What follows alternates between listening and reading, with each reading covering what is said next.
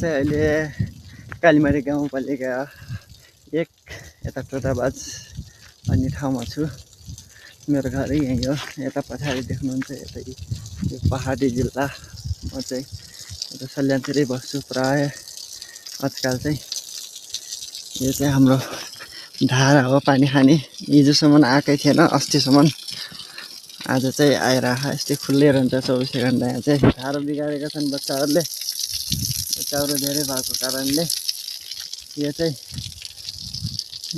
यो पशुहरूलाई गाई बाख्राहरूलाई खुवाउने पानी हो। यहाँ चाहिँ आज बिहान साफसफाइ गरिरहेको हामीहरूले। यहाँ चाहिँ गन्दा थियो, हिलो थियो।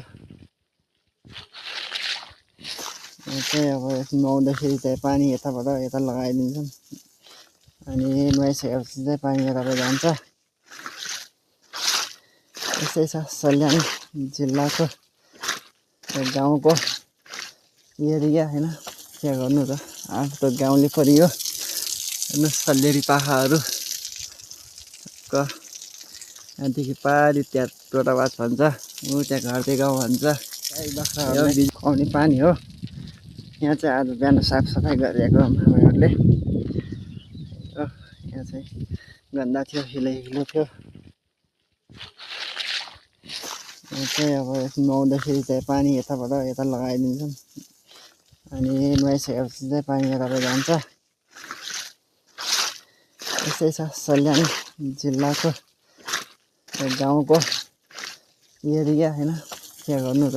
आफू त गाउँले परियो। हेर्नु सल्लेरी पाखाहरू यहाँदेखि पारि त्यहाँ टोटाबाज भन्छ, ऊ त्यहाँ घरते गाउँ भन्छ।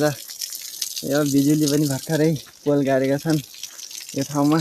अबसम्म हालेकै छ, राम्रोसँग बिजुली नै आएको थिएन। घरहरू बाल्ने गर्थ्यो। उहीँ त्यसमा रोड आएको छ। यहाँदेखि अब योजना चाहिँ भएको हो अरे, तलबाई जाने यताबाई जाने, अहिलेसम्म भएको छैन। त्यही हो गाइस। अनि तपाईँहरूलाई म चाहिँ मेरो सानो झोपडी घर देखाउन गइरहेको छु। यही हो मेरो हाम्रो बलदहरू यही हुन्। जोत्नु पऱ्यो, के गर्नु, जोतेर खानु पऱ्यो। यो गाई बलद बस्ने हुन्। उयो पल्लो चाहिँ हाम्रो घर हो। पल्लो चाहिँ हाम्रो ठुलोबाबाहरूको घर हो। यो चाहिँ हाम्रो पुरानो घर हो है, सबभन्दा पुरानो। म जन्मिएकै सायद यही घर होला। अनि यही हो।